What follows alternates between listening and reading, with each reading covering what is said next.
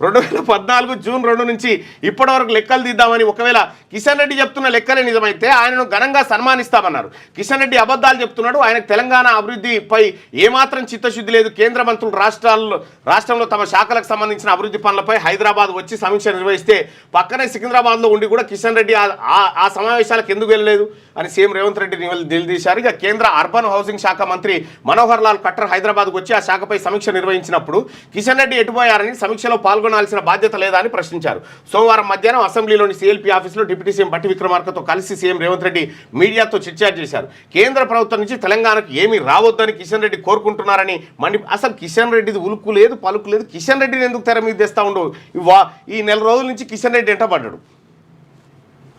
అది ఎందుకు పడ్డాడు ఏం కథ అనేది మళ్ళీ చెప్తాను మీకు.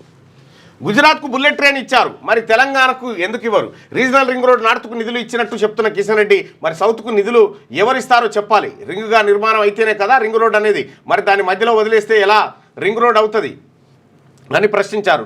ట్రిపుల్ ఆర్ను పూర్తి చేయాల్సిన బాధ్యత కేంద్రానిదేనని స్పష్టం చేశారు.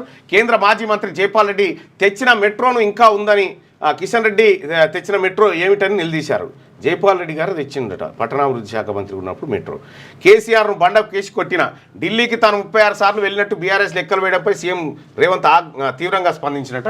కేసీఆర్ను బండకి నువ్వు కొట్టలే, మీరు సీఎం అయింది మీ మీద ప్రేమతో కాదయ్యా, ఆయన మీద కోపంతో జనం ఈటేసిరు. మీరు అనుకుంటారు నన్ను చూసి నా ఎత్తు పొడుగు చూసి వేసిరేమో అనుకో, ఏమి లేవు వట్టిదే. నువ్వే సీఎం అని తెలిసింటే ఇంకా కొంత ఎరకకే పోతురు జనం.